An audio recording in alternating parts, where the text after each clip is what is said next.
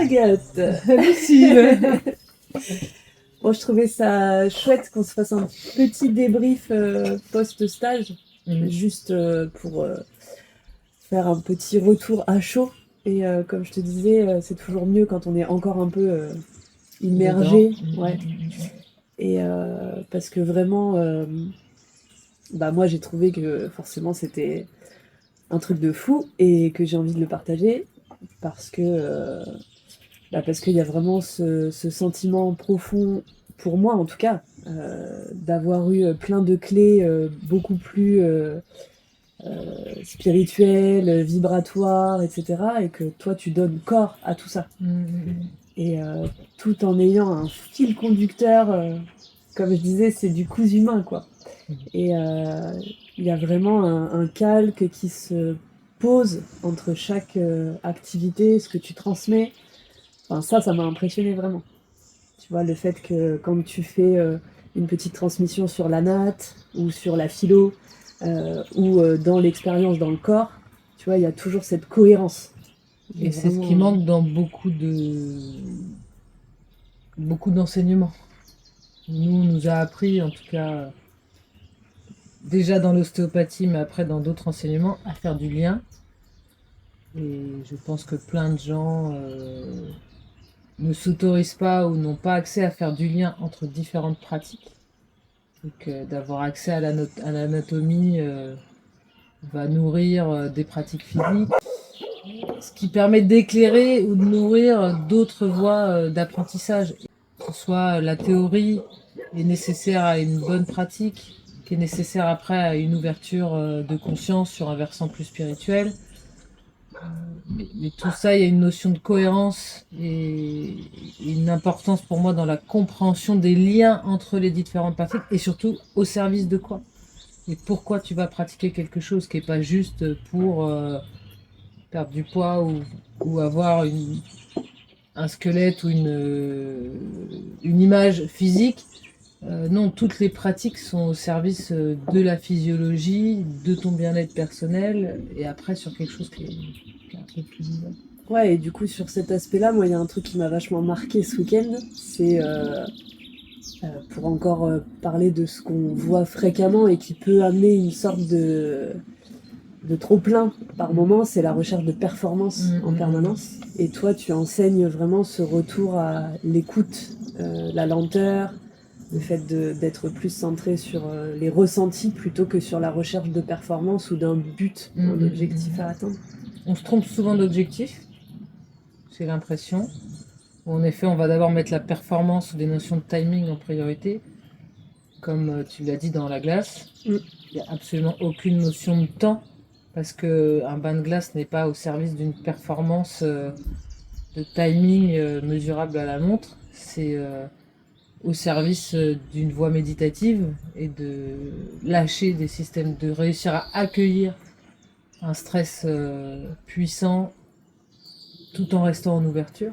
D'où l'intérêt aussi de savoir pourquoi on fait les choses, au service de quoi. Et parce que vous êtes nombreux à m'avoir dit, moi je l'ai déjà fait à tant de degrés, tant de temps, etc. Et en fait, on s'en fout. Et en fait, on s'en fout complet. Voilà, on s'en fout. En tout cas, dans le travail que je propose et dans le travail qu'on fait ici, il n'y a aucune notion de challenge ou de performance. Par contre, il y a un vrai engagement dans la présence à soi, dans la qualité de l'expérience. Ce n'est qu'un outil, la glace. On l'utilise. Moi, j'ai envie de me dire que je me suis bien plus dépassée là, ce week-end, en étant justement dans le retour à la lenteur, à tu vois, l'écoute, etc., que de me dire... ça aurait été plus facile pour moi de dire, allez, on se dire, je reste tant de temps dans une eau à temps, tu vois. Parce que tu aurais nourri le mental. Ouais, c'est ça. Et c'est parfois beaucoup plus dur d'être dans du lent, même dans des pratiques corporelles. Parce que finalement, quand on va dans la rapidité et qu'on croit être la performance, on grille plein d'étapes indispensables. Pour une bonne performance, c'est ce qu'on met vraiment en avant. Il faut d'abord, avant tout, la sécurité. Et aujourd'hui, est-ce que tu t'adresses à qui aujourd'hui ? C'est une bonne question. Enfin, de toute façon, ça peut faire du bien à... Moi, j'avais tendance à dire à toute personne qu'on le désir d'avancer et de mieux se comprendre eux-mêmes. Maintenant, je m'adresse aujourd'hui avant tout à des personnes qui ont peut-être déjà un petit peu cheminé, qui commencent à se questionner sur l'équilibre de eux, de leur vie, de leurs relations, parce qu'on travaille beaucoup, comme tu as vu, le champ relationnel, Mm. où on est toujours la relation avec soi, le moi et moi déjà, et du coup le moi et l'autre. Mm. Et toutes ces pratiques physiques, des mises en glace, des massages, des respirations, des mobilités qu'on pratique, vont être au service de notre relation à nous-mêmes et donc de permettre d'ouvrir un champ relationnel avec de l'autre. Mm, mm. Donc on est plus sur un plan...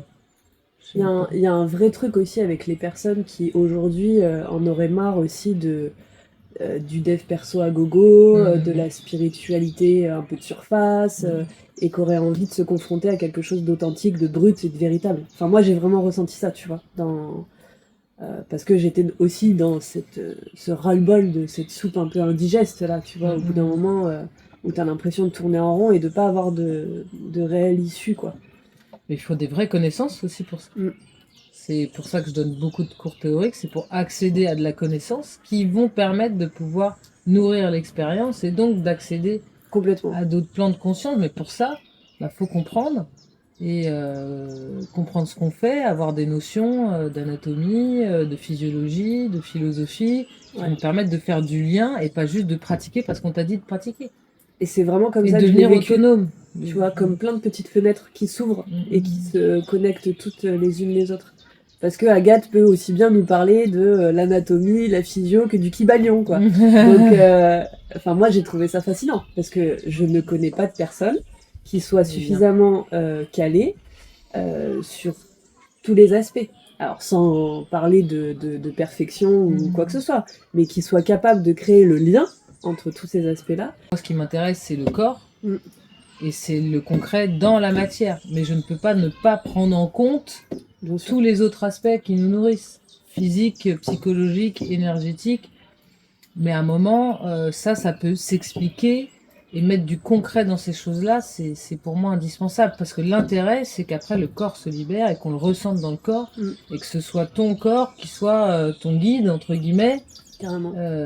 Et qu'à un moment tu chemines dans ta vie, mais avec ton corps physique, en cohabitation et en co-création, et pas à côté de ton corps, où ton corps c'est un truc autre chose. Ou délégué à quelqu'un d'autre. Ou délégué à quelqu'un d'autre.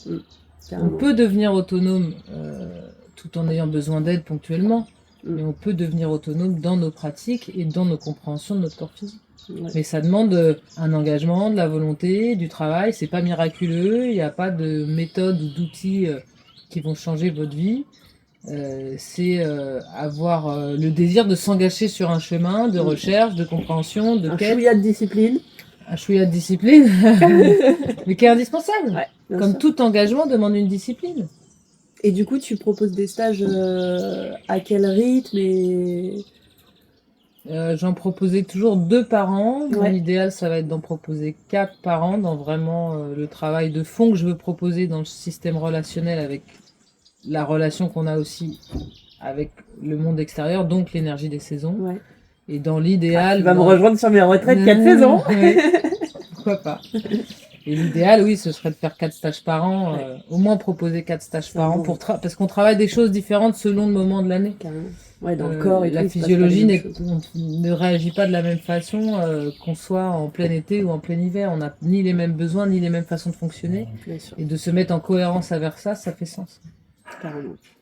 Donc, voilà, si vous avez envie de participer au merveilleux stage d'Agathe, l'idée, c'est quand même d'aller voir la page. Du coup, tu as une page Instagram. J'ai une page Instagram qui va être en cours de reconstruction. Et d'ici septembre, il y aura un site internet qui sera vraiment à jour pour vous expliquer tout le travail de fond qui est mis en place, tout le processus qui est mis en place pendant les stages. Merci Agathe. Merci Lucie, c'était un plaisir de te recevoir.